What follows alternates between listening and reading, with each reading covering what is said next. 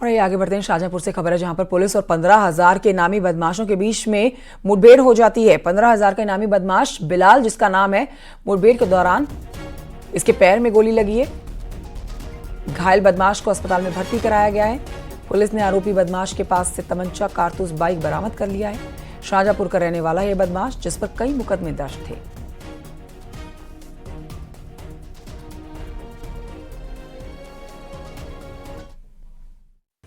जिसका नाम बिलाल सनाफ हजरत नूर है और वो इनामी भी है। इधर से कोई वारदात करने के आशय से गुजर रहा है। इस पर उनके द्वारा उसका पीछा किया गया और साथ ही एसओ इंस्पेक्टर पोया को भी बुला लिया गया। इन लोगों ने जब उसको घेरने की कोशिश की तो उसके द्वारा और उसके एक साथी द्वारा इन पर फायर किया गया। आत्मरक्षार्थ इनके द्वारा भी फायरिंग की गई, जिससे कि उसके पैर में गोली लगी। खबर ललितपुर से है जहां पर तेज गड़गड़ाहट के साथ आकाशीय बिजली गिर गई। आकाशीय बिजली की चपेट में आने से 6 महिलाएं झुलस गई। ये सभी महिलाएं अपने एक रिश्तेदार के अंतिम संस्कार में शामिल होने के लिए आई हुई थी और सभी महिलाएं घर के बाहर बैठी हुई थी। तभी अचानक से मौसम बिगड़ा और जो आकाशीय बिजली इन लोगों पे गिरी है, इनमें ये महिलाएं झुलस गई हैं। बादलों की गड़गड़ाहट के साथ बारिश होने लगी। 4 महिलाओं की हालत बिगड़ी है। घायल महिलाओं का अस्पताल में इलाज जारी है।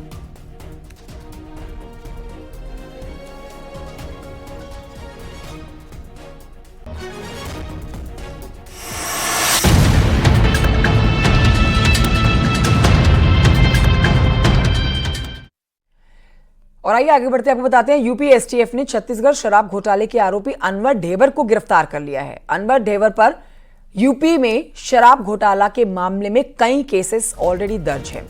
आपको बता देते हैं कि कल अनवर ढेबर को छत्तीसगढ़ हाईकोर्ट से मेडिकल ग्राउंड पर जमानत मिली थी। रायपुर सेंट्रल जेल से बाहर निकलते ही यूपी पुलिस ने इसे दर दबोचा। नकली होलोग्राम मामले में यूपी एसटीएफ ने इसकी गिरफ्तारी की है।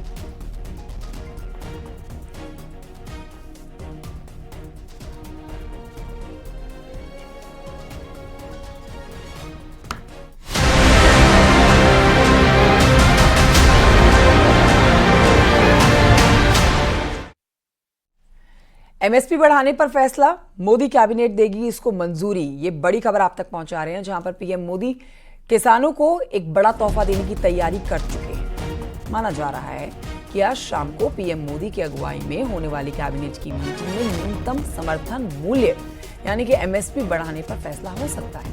रबी फसलों पर एमएसपी में इजाफे को लेकर केंद्र कोई बड़ा निर्णय ले सकती है।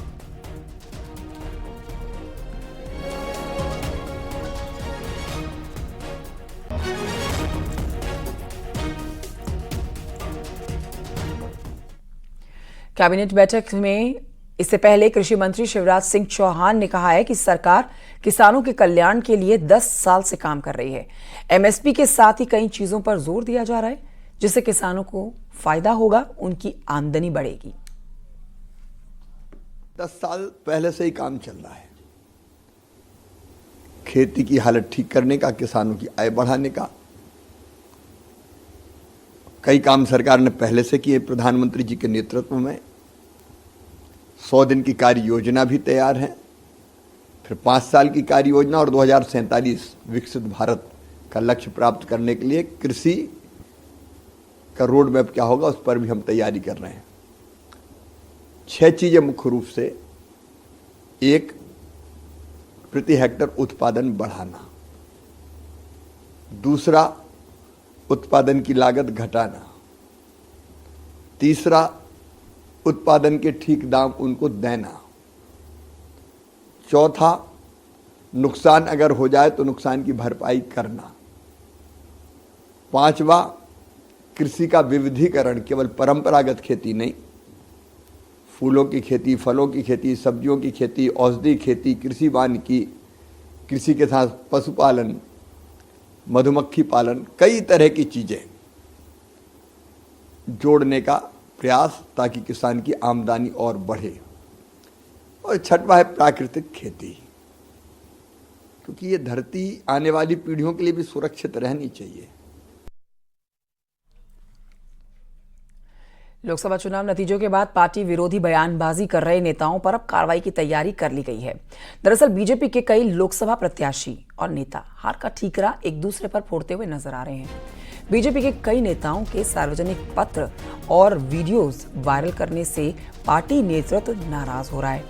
वो ऐसे नेताओं की लिस्ट तैयार कर रहा है जिसमें अब कार्रवाई की जाएगी। पश्चिमी यूपी, बुंदेलखंड, पूर्वांचल, बहराइच और सीतापुर के नेताओं को चिन्हित किया गया है। ये बड़ी जानकारी आपको दे रहे हैं। अब तक जो हमने आपको बताया उसमें 2 से ज्यादा नेताओं पर एक्शन की बात हो रही थी, लेकिन अब जो लिस्ट तैयार की गई है इस पर पश्चिमी यूपी कहिए आप, बुंदेलखंड कहिए आप, पूर्वांचल कहिए आप, बहराइच कहिए आप, अब इन सभी जगहों से सीतापुर का भी नाम इसमें शामिल है, जहां पर इन जगहों से नेताओं को चिन्हित कर लिया गया है। पार्टी की छवि धूमिल करने से जोड़ा जा सकता है इस पूरे घटनाक्रम को, जिसमें लोकसभा चुनाव संपन्न हो गए हैं। अब नतीजे भी सबके सामने हैं।